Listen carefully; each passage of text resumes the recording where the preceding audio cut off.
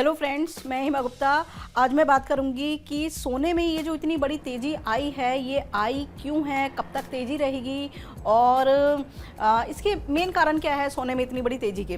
देखिए, एक तो ये है कि मैं शुरू से आपको बताती जा रही हूँ कि मुझे नहीं लगता कि कोई फंडामेंटल या टेक्निकल फंडामेंटल रीजंस अब निकल के आ रहे हैं। देखो, ऐसा होता है कि जो प्लानिटरी पोजीशंस होती है जब वो बनती है तो उनका इफेक्ट बाजार के ऊपर आता है। मैं मुंडन एस्ट्रोलॉजी की बात करती हूँ और बाजार के साथ साथ वर्ल्डली हर इवेंट पे उसका इम्पैक्ट पड़ता है। जब आप मुंडन एस्ट्रोलॉजी पढ़ेंगे, आपने सुना होगा उसके बारे में, जो वैदिक एस्ट्रोलॉजर्स है वो जानते हैं मुंडन को, तो आप भी अगर पढ़ेंगे, इस तरह का लिटरेचर आपको मार्केट में मिलेगा तो आप देखेंगे कि उसके अकॉर्डिंग जितने भी वर्ल्डली इवेंट्स होते हैं जिसमें अर्थव्यवस्था भी एक सब्जेक्ट है, तो वहाँ पर आप देखेंगे इम्पैक्ट आता है। तो बहुत जगह विवरण हुआ है गोल्ड की तेजी मंदी का, एग्री कमोडिटीज़ का, बाजार की तेजी मंदी का, और जितने भी ये इंटरेस्ट रेट में फ्लक्चुएशंस आती है उसकी बात होती है। वहाँ पे बैंक में जो कोई स्कैम क्रिएट होता है या मार्केट में कोई स्कैम होता है, आप देखते हैं कि बड़े बड़े जो बिजनेसमैन होते हैं बहुत बारी बैंकरप्सी फाइल कर देते हैं, तो उसका जिक्र होता है फाइनेंशियल एस्ट्रोलॉजी में कि अब ऐसा होने वाला है। अब ये तो नहीं पता लगाया जा सकता कि कौन सी कंपनी करेगी, वो हम फंडामेंटल से देखते हैं, बहुत सारे उसके भी सोर्सेज होते हैं पता लगाने के, लेकिन जनरली ऐसे प्लैनेट्स हमें इंडिकेशन देते हैं कि ये होने वाला है बाजार में। तो इसलिए आप बहुत सालों पहले भी उसकी बात कर सकते हैं। आपने देखा होगा एस्ट्रोलॉजर बात करते हैं 2030 में ये होगा, 2035 में ये होगा। उसका जो बेसिकली बिहाफ रहता है, सोर्स रहता है, वो यही रहता है कि आप आगे आने वाले कितने भी 100 साल बाद के भी प्लैनेट्स को देख के चेक करके ये प्रेडिक्शन दे सकते हो उसके ऊपर। तो जैसे कि मैं बात करती हूँ जनरली अर्थव्यवस्था के ऊपर कि मार्केट में क्या होने वाला है, अर्थव्यवस्था कैसी रहने वाली है, और लाइक गोल्ड सिल्वर के क्या कॉम्बिनेशन बने हुए हैं, एग्री कमोडिटीज़ के क्या कॉम्बिनेशन बने हुए हैं। तो आप लोगों ने देखा कि काफ़ी टाइम से जो सिल्वर की तेज़ी थी उसके सामने गोल्ड की तेज़ी बहुत कम थी, तो गोल्ड इतना नहीं चल रहा था। लेकिन अब आपने देखा है 2-3 दिन से गोल्ड में एक बड़ी तेज़ी आई है, बम्पर तेज़ी आई है। मतलब आज तो 5% गोल्ड तेज है, 1,57,000 का रेट है गोल्ड का। तो मैं आपको ये बताऊंगी कि ये तेज़ी क्यों आई है और कब तक रहेगी। तो देखिए, जब भी गुरु पुनर्वसु नक्षत्र में आता है, पुनर्वसु का जो गोचर है ना, गुरु का अपना नक्षत्र है, और देखिए पुनर्वसु का मतलब क्या है, रिपीटेशन। आप इसके पीछे स्टोरी पढ़ेंगे तो आपको पता है कि राम जी जो वनवास गए थे और 14 साल बाद वो लौट के आए थे, तो उनका जो नक्षत्र था वो पुनर्वसु नक्षत्र था। तो इससे कोरिलेट किया जाता है पुनर्वसु नक्षत्र को कि जुपिटर का नक्षत्र है, बृहस्पति का नक्षत्र है, मिथुन राशि में आता है, और इसका जो लास्ट वाला चरण होता है, लास्ट जो चरण होता है वो कर्क राशि में आता है। तो ऐसा माना जाता है कि जब भी गुरु का गोचर पुनर्वसु नक्षत्र में होता है, जो कि हर 12 साल में होता है, क्योंकि आपको पता है कि हर 12 साल में जुपिटर का एक चक्कर, बृहस्पति का एक चक्कर पूरा 360 डिग्री पूरा हो जाता है, यूनिवर्स का पूरा चक्कर, और उसके बाद वो अगेन वो अपनी पोजीशन पे आते हैं। तो आपने देखा है कि इस साल कुछ ऐसे इवेंट हुए हैं एस्ट्रोलॉजिकली भी जो रेयर है, जिसमें सबसे रेयर जो है इवेंट वो ये है कि गुरु का अतिचारी होना। मतलब उनकी जो नॉर्मल स्पीड होती है उससे उनकी स्पीड हाई हो गई है। और ऐसा कहा जाता है कि महाभारत का जब युद्ध हुआ था तब भी बृहस्पति की स्पीड अतिचारी थी।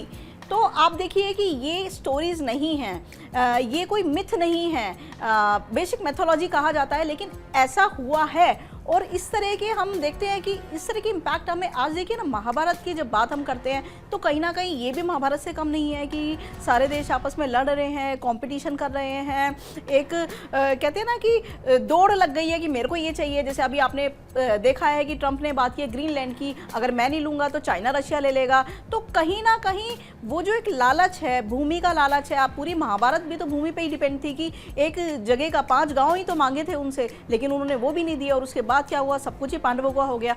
तो वही चीज़ है ना कि एक तो कॉम्बिनेशन बने हुए हैं, वो उसी तरह के कॉम्बिनेशन बने हुए हैं। और अगर मैं गोल्ड की बात करती हूँ, क्योंकि मेरा सब्जेक्ट इस टाइम गोल्ड है, तो मैं गोल्ड पे बात करूँगी कि आप देखेंगे कि जब भी ये गोचर होता है, और प्लस में जैसा आपको पता है एस्ट्रोलॉजी का रूल है, जब तक सैटर्न का रोल नहीं आता, शनि का रोल नहीं आता, जब तक कोई इवेंट भी नहीं होता। तो आप देखेंगे कि शनि का गोचर भी बृहस्पति की राशि में है, जो 30 साल बाद हुआ है, क्योंकि 360 डिग्री पूरा करने में शनि को 30 साल लगते हैं, पूरे 30 ईयर्स।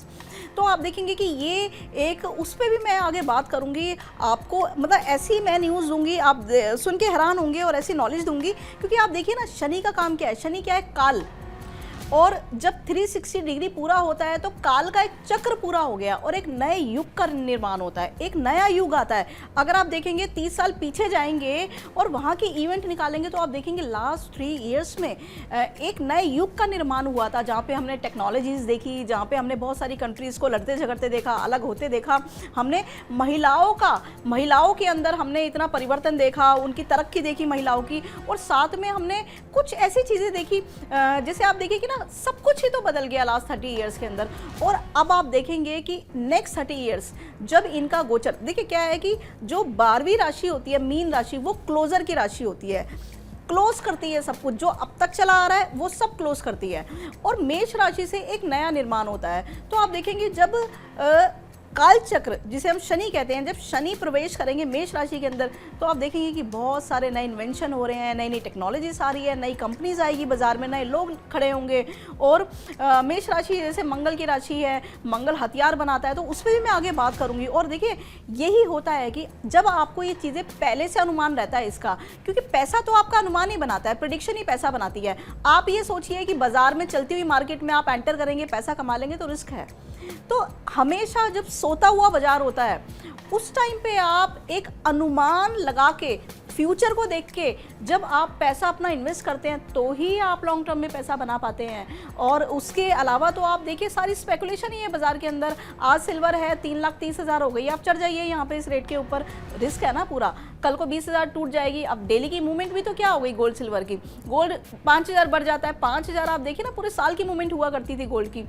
2003 की अगर मैं बात करूँ तो पूरा तोले का रेट ही 5,000 का था, तो आज तो 5,000 की दिन की मूवमेंट हो गई है। तो है तो रिस्कीस्ट, मतलब रिस्की की भी बात करूंगी, जो बिल्कुल लास्ट होता है ना, इस टाइम इतना रिस्की है मार्केट कि अब क्या है, जो लोग फंस गए बेचारे, क्या मतलब ऐसे ऐसे लोगों का सुनने में आता है कि किसी ने अपनी ज्वेलरी बेच दी, किसी ने घर लगा दिया अपना, और इतने बड़े बड़े लॉसेस सुनने के लिए आते हैं। तो वो क्या है, स्पेकुलेशन ही है सारी इस टाइम पे।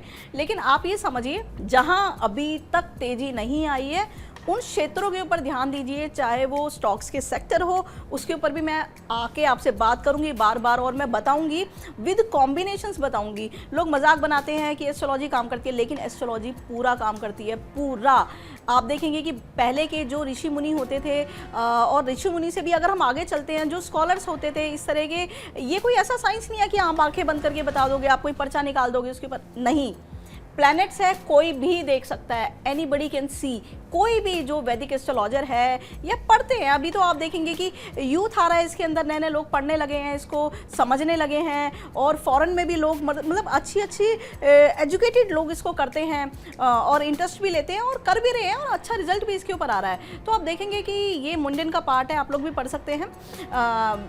कहने का मतलब ये है कि ऐसे सेक्टर्स जो अभी तक अनटच्ड है, जिसके अंदर कोई रेवोल्यूशन नहीं आया है, कोई तेज़ी नहीं आई है, आप उसमें अभी से पैसा लगा के रखते हैं तो आप देखेंगे आने वाले टाइम में बहुत बड़ा पैसा बनेगा। जैसे एक टाइम पे रियल एस्टेट था, आप देखेंगे कि कहाँ 200-250 रुपये पे ट्रेड करता था DLF का स्टॉक, और आप देखिए ना क्या प्राइस है आज की डेट में। जो नए नए डेवलपर्स आ गए हैं और बड़ा अच्छा काम कर रहे हैं, लैंड की वैल्यू कहाँ चली गई है, बड़ा मुश्किल है आज की डेट में ज़मीन खरीदना। तो इसी तरीके से ये जो साल है 2025 रहा है, 2026 जो रहेगा गोल्ड सिल्वर का ईयर रहेगा, तो आप देखेंगे बड़ी तेजी एक हमें दिखाई देगी। मैंने आपको बताया कि जब जब जुपिटर का गोचर होता है पुनर्वासु नक्षत्र में, तो जब तक ये गोचर पुनर्वासु में रहेगा जब तक तो अलर्ट ही रहिए, शॉर्ट कम कीजिए। लेकिन हाँ, उससे पहले कुछ महीने ऐसे, कुछ टाइमिंग हम ऐसे देखेंगे पर्टिकुलर जिसमें एक मंदी भी लगेगी बाजार के अंदर। घबराना नहीं है, मंदी आएगी तो आप आराम से बैठिए, कोई आपको बहुत लंबी पोजीशन अभी रखनी नहीं है। मैं बार बार ही कह रही हूँ, अभी लंबी पोजीशन नहीं रखनी है, बाजार को थोड़ा सोच समझ के काम करना है, छोटे छोटा प्रॉफिट लेके आपको निकल जाना है। अगर आप डे ट्रेडर है तो, या शॉर्ट टर्म पोजिशनल ट्रेड करते हैं तो छोटा छोटा प्रॉफिट लेके निकलिए, बाकी आप फॉलो कीजिए। मैं टाइम टाइम पे आऊँगी, आपको बताऊँगी क्या करना है बाजार के अंदर, उस अकॉर्डिंग आप अपने लाइक इन्वेस्टमेंट प्लान कर सकते हैं, आपको डेफिनेटली फ़ायदा होगा।